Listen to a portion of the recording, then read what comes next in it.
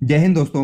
G20 ये शब्द आपने सुना ही होगा, लेकिन क्या आपको पता है G20 कैसे और क्यों बनाया गया? G20 को बनाने के पीछे मोटिव्स क्या थे? कैसे भारत इसका हिस्सा बना? G20 से हमारे देश पर क्या इम्पैक्ट होगा? और G20 भारत के लिए इतना इम्पोर्टेंट क्यों है? क्या G20 से भारत को कुछ फायदा भी हुआ है? न्यू दिल्ली को इतनी अच्छी तरह से सजाया गया, लेकिन एक और इम्पोर्टेंट क्वेश्चन है जो हमें पूछना चाहिए, जिसके बारे में हम अंत में बात करेंगे। इसी के साथ इस वीडियो में हम और भी बहुत कुछ जानने वाले हैं, तो चलिए जानते हैं इस सब के बारे में। India has formally taken over the presidencies of the G20. G20 की मेजबानी भारत को मिलना एक बहुत ही बड़ा अवसर है। India is readying itself to mega event. शुरू से शुरू करते हैं। 1973 में जब ब्रेटन वुड सिस्टम कोलैप्स हुआ, जो एक करेंसी ट्रेड सिस्टम था, जिसके कारण डॉलर की वैल्यू नीचे गिर गई थी, जिससे इकोनॉमिक क्राइसिस हुआ था। और इसी समय पर इजराइल और अरब कंट्रीज इजिप्ट एंड सीरिया के बीच कुछ टेरिटोरियल इश्यूज के कारण योम किपुर वॉर हुई, जिसमें कुछ वेस्टर्न कंट्रीज ने इजराइल को सपोर्ट किया। Organisation of Arab petroleum exporting countries ने उन सभी वेस्टर्न कंट्रीज के साथ और भी कंट्रीज जैसे Canada, Japan, Netherlands, United kingdom and United state के साथ ऑयल पर एम्बार्गो यानी ऑयल एक्सपोर्ट को रोक दिया था। और इसी समय पर यूएसए का ऑयल प्रोडक्शन बढ़ती डिमांड के कंपैरिजन में बहुत कम था, जिसका परिणाम था 1973 का ऑयल क्राइसिस। और इसी ग्लोबल ऑयल क्राइसिस की प्रॉब्लम के सॉल्यूशन के लिए 1973 में यूएसए, वेस्ट जर्मनी, फ्रांस और यूनाइटेड किंगडम के फाइनेंस मिनिस्टर्स की वॉशिंगटन डीसी की लाइब्रेरी में एक मीटिंग हुई थी, जिसमें इन सभी कंट्रीज ने इस ऑयल क्राइसिस के सॉल्यूशन के लिए डिस्कशंस की। इस मीटिंग में इन चारों कंट्रीज के ग्रुप को लाइब्रेरी ग्रुप नाम दिया गया, और इस लाइब्रेरी ग्रुप में 1973 में ही जॉर्ज सल्स के प्रपोजल पर जापान को भी ऐड कर लिया गया। और अब इन सभी कंट्रीज के ग्रुप को ग्रुप ऑफ 5 के नाम से जाना गया। इस ग्रुप ऑफ 5 का फर्स्ट समिट नवंबर 1975 में फ्रांस के रोम्बोलिट कैसल में 3 दिन तक हुआ था। इस समिट में इटली को भी इनवाइट किया गया और ये ग्रुप ऑफ 5 से ग्रुप ऑफ 6 बन गया। इस फर्स्ट समिट में कई major economic issues including the oil crisis and collapse of Bretton Wood system के कारण आए ग्लोबल रिसेशन के सॉल्यूशन के बारे में डिस्कशंस हुई, जिसके लिए कंट्रीज ने अपनी इकोनॉमिक पॉलिसीज में चेंज किए और सभी कंट्रीज ने अपने ऑयल कंजप्शन को भी कम किया। और फाइनली मार्च 1974 में अरब कंट्रीज ने ऑयल एक्सपोर्ट से एम्बार्गो हटाया, और जिससे फाइनली ऑयल क्राइसिस खत्म हुआ। और इसके बाद G6 का गोल ऑयल क्राइसिस और इकोनॉमिक रिसेशन से बढ़कर global trade development, global economic governance, multilateralism, energy policies, international security जैसे टॉपिक्स पर शिफ्ट हो गया। और इसी को देखते हुए 1976 के समिट में कनाडा को भी इनवाइट किया गया, और फाइनली इन सभी कंट्रीज को मिलाकर बना ग्रुप ऑफ 7 G7, जिसके बाद ये सभी कंट्रीज वर्ल्ड के अलग अलग इश्यूज एंड टॉपिक्स पर डिस्कस करते। और 1997 में रसिया को भी इनवाइट किया गया, और 1998 में रसिया भी इस ग्रुप का हिस्सा बन गया, जिससे ये G7 G8 बन गया। लेकिन 2014 में रसिया के क्रीमिया पर इन्वेड करने के कारण रूस को इस ग्रुप से निकाल दिया गया, और आज के टाइम भी ये इन 7 कंट्रीज के साथ ग्रुप ऑफ 7 ही है। लेकिन अगर ग्लोबल लेवल पर कुछ करना है तो और भी कंट्रीज को शामिल करना जरूरी था। दरअसल दोस्तों 1990s के टाइम पर कई इकोनॉमिक क्राइसिस हो रहे थे, जैसे 1994 Mexican peso crisis, 1997 Asian financial crisis और 1998 का रशियन फाइनेंशियल क्राइसिस, जिसने सिर्फ इन कंट्रीज को ही नहीं बल्कि all over the world impact किया। और इसीलिए फ्यूचर में ऐसी प्रॉब्लम्स ना आए, इसीलिए 1999 में G7 की एक मीटिंग में G20 के आइडिया को प्रपोज किया गया। और फाइनली 26 सितंबर 1999 की G7 फाइनेंस मिनिस्टर्स मीटिंग में G20 को ऑफिशियली एस्टेब्लिश किया गया। इसमें G7 मेंबर्स के साथ और भी वर्ल्ड की मेजर इकोनॉमीज के साथ यूरोप की कई कंट्रीज को एज यूरोपियन यूनियन शामिल किया गया, जिससे 1999 में G20 का फॉर्मेशन हुआ। इसमें G7 मेंबर्स के साथ वर्ल्ड की मेजर इकोनॉमी कंट्रीज और यूरोप की कई कंट्रीज को एज यूरोपियन यूनियन शामिल किया गया, जिससे 1999 में G20 का फॉर्मेशन हुआ। और क्योंकि G20 को इकोनॉमिक क्राइसिस के सॉल्यूशंस को फाइंड करने के लिए एस्टेब्लिश किया गया था, इसीलिए G20 की फर्स्ट मीटिंग जो 16 दिसंबर 1999 में बर्लिन में हुई थी, उसमें सिर्फ इन सभी कंट्रीज के फाइनेंस मिनिस्टर्स को ही इनवाइट किया गया था। लेकिन बाद में कनाडा के फाइनेंस मिनिस्टर पॉल मार्टिन ने इसे कंट्रीज लीडर लेवल पर फॉर्म करने का प्रपोजल दिया और जिसके बाद G20 मीटिंग्स लीडर्स के लेवल पर होने लगी। लेकिन 2008 के इकोनॉमिक क्राइसिस तक G20 पर इतना ध्यान नहीं दिया गया। वैसे तो G20 1999 में ही एस्टेब्लिश हो गया था, फिर भी अभी तक एक भी G20 समिट नहीं हुआ था, बस छोटी मोटी मीटिंग्स ही होती थी। लेकिन 2008 के इकोनॉमिक क्राइसिस के बाद ऐसी सिचुएशंस फिर ना आए, इसके लिए G20 समिट को हर साल के लिए कंपलसरी कर दिया गया। G20 का फर्स्ट समिट 14 to 15 नवंबर 2008 को अमेरिका के वॉशिंगटन DC में हुआ था, जिसके बाद हर साल G20 समिट्स होने लगे और G20 के सभी समिट्स की लिस्ट आप यहाँ पर देख सकते हैं। कहने के लिए तो ये सिर्फ 20 कंट्रीज ही हैं, लेकिन सिर्फ यही कंट्रीज वर्ल्ड की 85% GDP, 75% international trade, 2/3 of global population and 60% of world land area, ये सभी कंट्रीज ही होल्ड करती हैं। हाँ, वैसे यूरोपियन यूनियन में कई कंट्रीज शामिल हैं। वैसे तो G20 को इकोनॉमिक क्राइसिस जैसी सिचुएशंस को आने से रोकने के लिए ही फॉर्म किया गया था, लेकिन आगे चलकर और भी कई ग्लोबल इश्यूज को G20 में इंक्लूड किया गया और अब इस G20 ग्रुप में हर पॉसिबल ग्लोबल इश्यूज के सॉल्यूशंस को फाइंड करने के लिए हर साल किसी न किसी देश में अलग अलग टॉपिक्स पर समिट्स और मीटिंग्स होती हैं। दरअसल 2008 से अब तक हर साल अलग अलग देशों में G20 समिट्स होते आए हैं। जो भी देश G20 का प्रेसिडेंट होता है उस देश में ये समिट होता है। G20 में प्रेसिडेंसी का चुनाव ट्रोइका स्ट्रक्चर पर होता है, जिसमें ग्रुप को लीड करने की रिस्पॉन्सिबिलिटी 3 देशों की होती है, past president, current president and future president, जो हर साल चेंज होते रहते हैं, जिनमें मेन होता है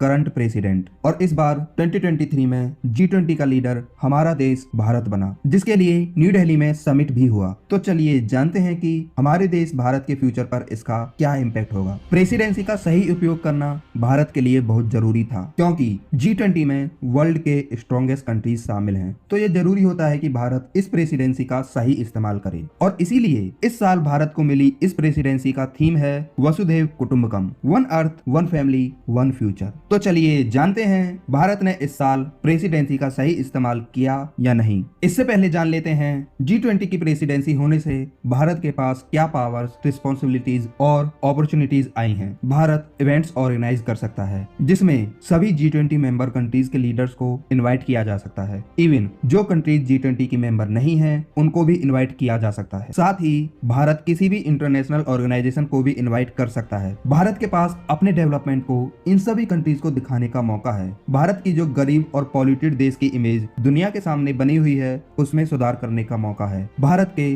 वास्ट एंड डाइवर्स कल्चर को दुनिया के सामने प्रेजेंट करने और एक चार्मिंग एंड ग्रोइंग कंट्री की तरह अपने आप को रिप्रेजेंट करने का और हमारे देश की टेक्नोलॉजी को दूसरे देशों के सामने प्रेजेंट करने का मौका है। हमारे देश में कैसे नई नई इनोवेशंस हो रही हैं, उन्हें दुनिया के सामने प्रेजेंट करने का मौका है। G20 की प्रेसिडेंसी एक बहुत बड़ी अपॉर्चुनिटी होती है। इस बार वर्ल्ड की स्ट्रॉन्गेस्ट कंट्रीज के लीडर्स हमारे देश आए, तो हमारे देश के पास पावर थी जिसमें हम अपने अकॉर्डिंग किसी भी नॉन G20 मेंबर देश को इनवाइट कर सकते थे, जो एक बड़ी अपॉर्चुनिटी थी। और इसी का फायदा उठाते हुए इस बार भारत ने कई non G20 member countries and organisations को इनवाइट किया। भारत ने इस बार बांग्लादेश, सिंगापुर, UAE कंट्रीज के साथ अफ्रीकन यूनियन लीडर को भी इनवाइट किया और कई इंटरनेशनल ऑर्गेनाइजेशंस को भी इनवाइट किया। लेकिन जहां पर भारत ने अदर कंट्रीज को इनवाइट किया, वहीं पर G20 के कुछ मेंबर कंट्रीज हमारे बुलाने पर भी भारत नहीं आए, जो रसिया, चाइना और यूक्रेन कंट्रीज थे। लेकिन इस बार भारत ने G20 को हमेशा के लिए बदल कर रख दिया। भारत ने इस बार अफ्रीकन यूनियन को भी G20 का हिस्सा बना दिया और अब G20 में टोटल 21 मेंबर्स हैं, यानी G20 अब G21 हो गया। अफ्रीकन यूनियन कई देशों का एक कलेक्टिव रिप्रेजेंटेशन है, तो हम कह सकते हैं भारत ने इस बार कई और कंट्रीज को इस रिस्पेक्टिव ग्लोबल ग्रुप का हिस्सा बना दिया। लेकिन इससे इंडिया का क्या फायदा होगा? तो दोस्तों, अफ्रीका अभी इतना डेवलप्ड नहीं है, लेकिन वहां पर इन्वेस्टमेंट अपॉर्चुनिटीज बहुत हैं। फ्यूचर में जब ऐसा होगा तो अफ्रीका में इंडिया को प्रायोरिटी दी जाएगी। अफ्रीकन यूनियन में अफ्रीका के ये 55 कंट्रीज शामिल हैं और इस स्टेप से अफ्रीका का ट्रस्ट इंडिया पर जरूर बढ़ा होगा, जो फ्यूचर में हमारे लिए बेनिफिशियल ही साबित होगा। इस साल टोटल 200+ इवेंट्स जो 50 से ज्यादा इंडियन सिटीज में हुए, जिनमें हमने अपने डाइवर्स कल्चर को भी दुनिया के सामने प्रेजेंट किया। इवन इनमें से कुछ इवेंट्स तो कश्मीर और अरुणाचल प्रदेश में भी हुए, जिससे पाकिस्तान और चाइना को इनडायरेक्टली मैसेज भी जाता है ये इंडियन टेरिटरीज हैं, और जिसमें सभी कंट्रीज के रिप्रेजेंटेटिव्स ने वहां आकर इस मैसेज को और भी स्ट्रॉन्ग बनाया। इस बार भारत की G20 प्रेसिडेंसी में 200 से ज्यादा इवेंट्स भारत के अलग अलग स्टेट्स में हुए, जहां G20 के हर देश के रिप्रेजेंटेटिव भारत आए और उन्होंने इंडियन कल्चर को भी एक्सपीरियंस किया, जिससे हमारे देश के टूरिज्म सेक्टर को भी बड़ा फायदा हो सकता सकता है। इवन हमारे देश के डेवलपमेंट एंड डाइवर्सिटी को भी इन सभी देशों के रिप्रेजेंटेटिव्स ने देखा। वर्ल्ड लीडर्स ने यूपीआई जैसी टेक्नोलॉजी से पेमेंट की। दुनिया में हमारे देश के पास ही यूपीआई जैसी टेक्नोलॉजी है जो हमारे टेक्नोलॉजिकल डेवलपमेंट को दर्शाता है। यूपीआई ग्लोबल होगा तो हमारे देश को एक बड़ा एडवांटेज मिलेगा। यूपीआई को हम फॉर ग्रांटेड लेते हैं, लेकिन ये एक रेवोल्यूशन है और ना जाने ऐसे कितने ही रेवोल्यूशंस हमारे देश में हो रहे हैं, जिसके लिए भी इस बार G20 समिट में देश भर से आम लोगों को भी G20 समिट को अटेंड करने के लिए बुलाया गया। आम लोगों ने अपनी स्किल्स को वर्ल्ड लीडर्स के सामने प्रेजेंट किया। इस बार चाइना, यूक्रेन और रसिया देशों के लीडर्स मिसिंग थे। रसिया और यूक्रेन के लीडर्स का तो वॉर के कारण ना आने का रीजन समझ आता है, बट चाइना पहली बार G20 समिट से एब्सेंट था। लेकिन इसका भारत को नुकसान नहीं, फायदा ही हुआ, क्योंकि इस समिट में हमारे प्राइम मिनिस्टर नरेंद्र मोदी जी ने Saudi Arabia crown prince Mohammed bin Salman के साथ एक प्रोजेक्ट के बारे में भी डिस्कस किया, India middle east Europe economic corridor. इस प्रोजेक्ट में इंडिया से लेकर मिडिल ईस्ट होते हुए यूरोप को कनेक्ट किया जाएगा, जिसके लिए सी रूट्स के लिए पोर्ट्स बनाए जाएंगे, electricity cables for clean energy trade and high speed internet cables and under water hydrogen fuel के लिए पाइपलाइंस बिछाई जाएंगी, रेलवे बनाए जाएंगे, जिससे इंडिया मिडिल ईस्ट और यूरोप को कनेक्ट किया जाएगा, जो भारत और पूरी दुनिया के लिए एक बड़ी अचीवमेंट होगी। इस प्रोजेक्ट में सभी कंट्रीज जिनमें ये रूट बनाया जाएगा अपने अपने लेवल पर इन्वेस्टमेंट्स करेंगी और इस प्रोजेक्ट की cost around 50 to 100 billion dollar होगी। इवन यूएसए ने भी इस प्रोजेक्ट को एंकरेज किया है। साथ ही यूरोपियन यूनियन और यूएई ने भी इस प्रोजेक्ट पर एग्री किया है और ये चाइना के बेल्ट एंड रोड प्रोजेक्ट का अल्टरनेटिव भी बन सकता है। शॉर्ट में ये चाइना की मेगा स्ट्रेटेजी है वर्ल्ड ट्रेड को अपने अंडर लाने की, जिसमें चाइना कई देशों में रोड्स एंड ट्रांसपोर्ट इंफ्रास्ट्रक्चर बना रहा है और उन देशों को अपने कर्ज में डुबाकर ग्लोबल ट्रेड को कंट्रोल करना चाहता है। लेकिन India middle east Europe economic corridor China के इस प्रोजेक्ट का अल्टरनेटिव और काउंटर भी हो सकता है। इसी के साथ इस समिट में ग्लोबल बायोफ्यूल अलायंस के बारे में भी नरेंद्र मोदी जी ने बात की और इसमें इंडिया के साथ Singapore, Bangladesh, Italy, USA, Brazil, Argentina and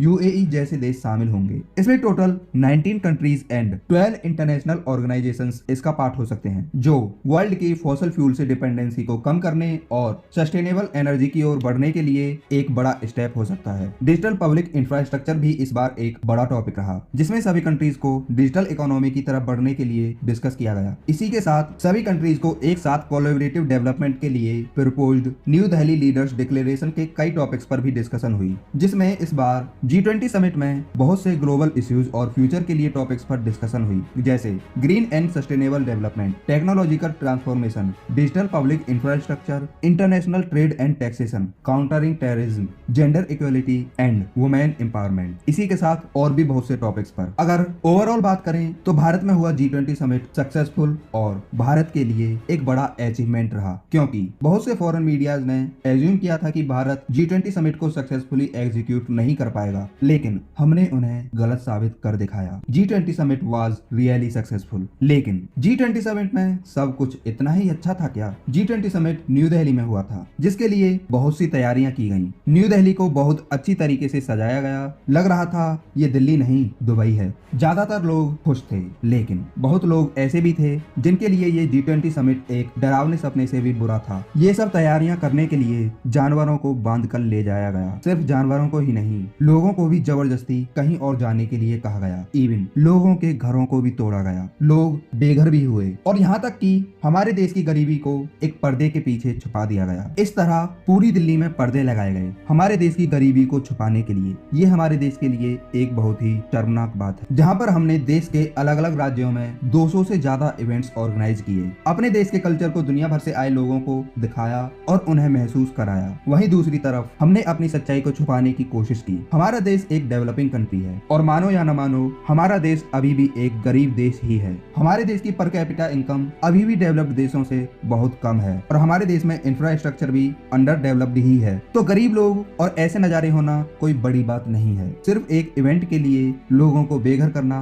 और इस तरीके से हमारे देश की खामियों को छुपाना बिल्कुल भी अच्छा स्टेप नहीं था। इस समिट में इतना खर्चा किया गया था, न्यू दिल्ली को सजाया गया और इवन समिट में आए गेस्ट के लिए चांदी से बने बर्तन थे। इसमें कोई बुरी बात नहीं है, लेकिन क्या हमारे देश के लोग इम्पोर्टेंट नहीं है? इस समिट में इतना खर्चा किया गया तो क्या हम थोड़ा और खर्चा इन लोगों पर नहीं कर सकते थे? इन्हें भगाने की जगह इन्हें भी देश के इस ऐतिहासिक इवेंट का हिस्सा बनाते, लेकिन गवर्नमेंट ने इन लोगों और देश की कमियों को छुपाया। हम कुछ दिनों तक ये सब छुपा सकते हैं, बट इसका मतलब ये नहीं कि हमारा देश एक डेवलप्ड नेशन बन जाएगा। इसके लिए हमें स्टेप्स उठाने ही होंगे, लेकिन ऐसे नहीं बल्कि गरीबी को मिटाने के लिए सॉल्यूशंस फाइंड करने के लिए। खैर, वीडियो को नेगेटिव नहीं एक पॉजिटिव नोट पर खत्म करते हैं। 2023 भारत के लिए एक बहुत बड़ा साल रहा है। हमने चंद्रयान 3 एंड आदित्य L1 जैसे मिशन सक्सेसफुली लॉन्च किए और G20 में भी बहुत कुछ किया जो हमने अभी समझा, और हम होप करते हैं एक दिन हमारे देश में जो भी कमियां हैं वो भी खत्म हो जाएंगी और एक दिन हमारा देश भी एक डेवलप्ड देश बनेगा। इसी होप के साथ मिलते हैं अगली वीडियो में। जय हिंद।